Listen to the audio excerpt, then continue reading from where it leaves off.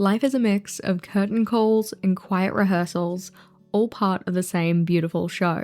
Not every day calls for a spotlight, yet each of us carries a quiet brilliance waiting to shine. So take a breath, let your creativity take the stage, and make this moment spectacular.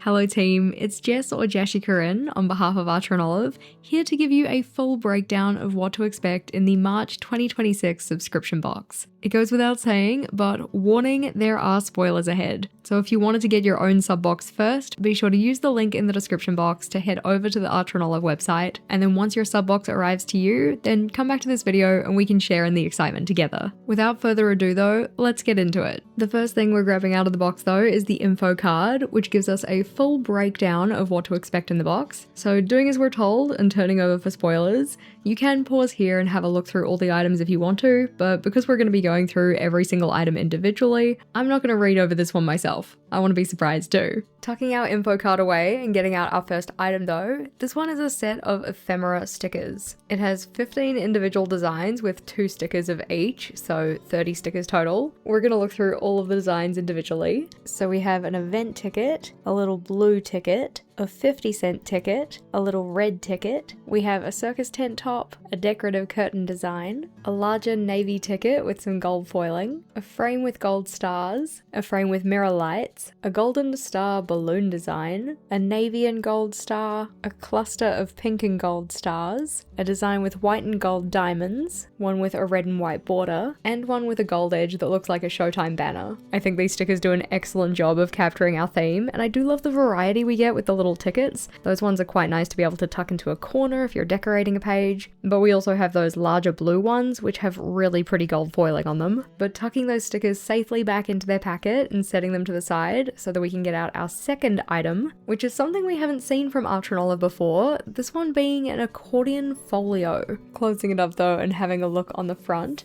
you can see that this one has the chandelier design that we had on that info card, with that one being in gold on a kind of minty green background. The accordion folder has a ribbon to tie it up, but this is absolutely excellent for storing flat pieces of ephemera. So for instance, sorting and organizing your stickers and having something to keep them in. Including the tighter pockets at the sides, we have 10 pockets total. And this doesn't just have to be for stickers, you could also store a small ruler in here or a washi cutter. Anything that's flat can be slipped into one of these pockets and then secured with the ribbon closure so that everything stays safe. For instance, thinking about the sticker pack we just looked through, maybe one of the pockets is just for those frames, whereas another pocket could be for the stars, another one could be for those background pieces, but you don't just have to use it for the stickers from the sub box. It's just a nice way to section out your ephemera pieces and make things easier to find. Tying that one up though so it's secured and setting it to the side, the next item we have is a set of 4 decorative tapes. Getting these ones out, we have a range of different tape widths, which I personally always appreciate, with these ones ranging from 9 to 25 millimeters across. I always prefer to swatch these ones out in full so that you can really see the designs, and while the notebook that I'm swatching in isn't from this sub box, it is also from Archer and Olive, so you can get an appreciation for how it'll look in their notebooks. Here you can see an up-close version of what those designs look like. So 3 of our tapes have some really pretty gold running through them, those being the top one, the second one, and the one at the bottom. And I really love the way that this tape matches that curtain design that we had in the stickers, and we can see all of our little ticket designs returned to this tape as well.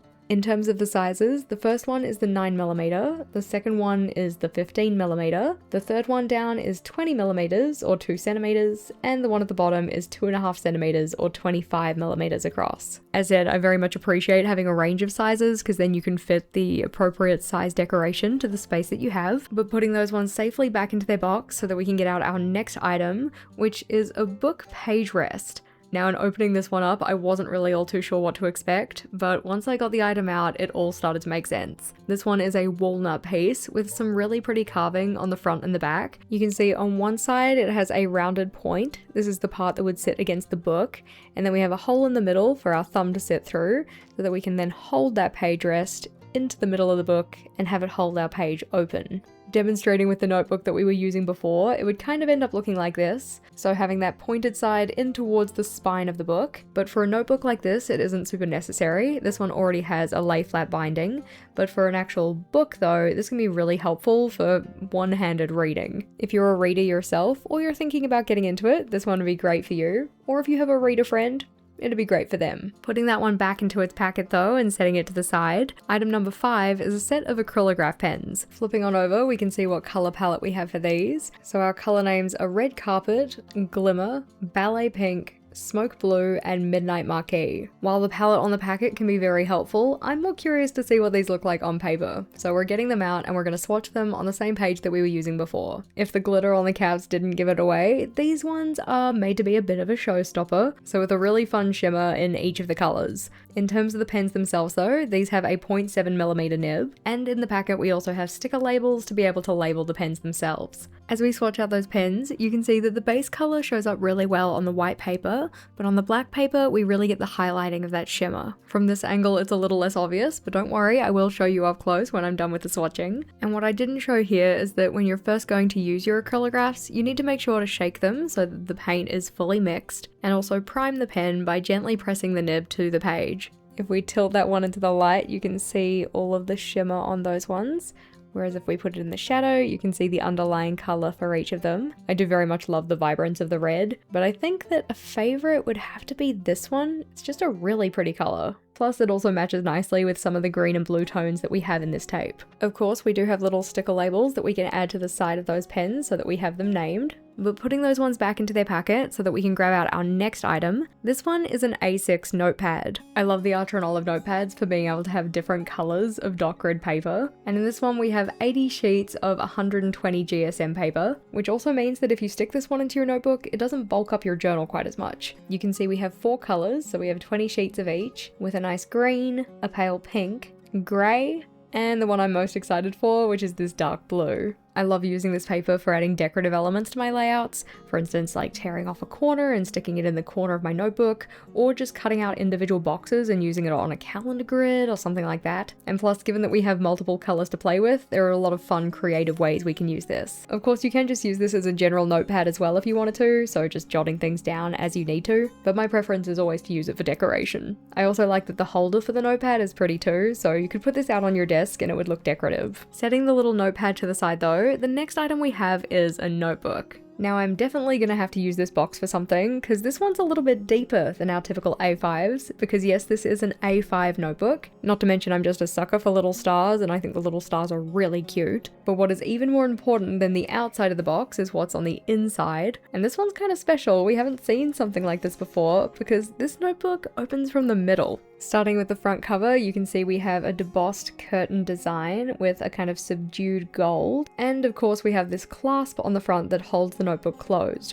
rather than a typical elastic closure. Having a look at the full outside though, on the side we have a decorative spine, again with some of that gold foiling, and while on the back we don't have any decoration, the fabric itself is actually slightly shimmery, which is really pretty. In terms of opening up the notebook though, we just need to flip up the metal closure and then we can open it up from either side. On the inside here, rather than having a nameplate page, we just have a continuation of the diamond pattern. And then flipping on over, we're into our first dot grid page. This one has 192 pages with the bright white dot grid. And one thing to note here, which can actually be helpful for all of your notebooks, is how to break in a notebook. To actually encourage your notebooks to lay flat, what you can do is pick up the entire bulk of the notebook, put it upwards here, and then take a small section at the back, putting that down, and a small section at the front, putting that down, and then just carefully run your finger along the spine edge on either side. So along here, and the same over here.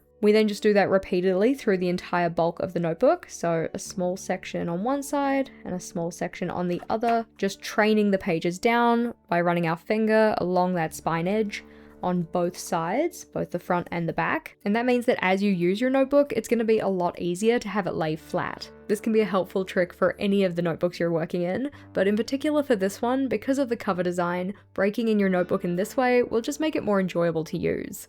As we went through, I noticed those 2 bookmarks that were tucked away safely, but I think this notebook is really special and I'm going to have to find a special use for it. If you have any suggestions, you let me know in the comments. I think this middle closure is just so fun. But putting that one back into its box, our next item is another notebook, this one also being an A5. While the last notebook was called Curtain Call, rightly so because it had the curtain design on the front of it, this one is called Starlet. So opening this one up, we can see that this one is a soft pink with a stripe and a really pretty frame design on the front here. That frame is done in a gold foiling, and you can see we have an opening in the middle of the frame. On the side we have a continuation of that gold design, and then on the back a continuation of the stripe. This one has the pen loop, the elastic closure, and we also have the 2 pink ribbon bookmarks with the gold ampersand charm on one of them. While the last notebook was 192 pages, this one is 128, but we still have that bright white dot grid paper and a decorative inside cover, though we have the nameplate page back for this one. Just like the last notebook, we can also break this one in by picking up all of the pages and then taking a small section at the front and a small section at the back and just running our finger along that spine edge. And as we do that repeatedly, it means that our notebook will be more likely to lay flat as we use it. Of course, as said, you don't have to do this with your notebooks, but it can be a really nice way to train the pages and make sure that they lay flat while you're using them. As someone who is currently going through a phase of wanting to use one notebook for every 3 months, I love that I now have a 128 page notebook, but I also think this would make a great swatch book because,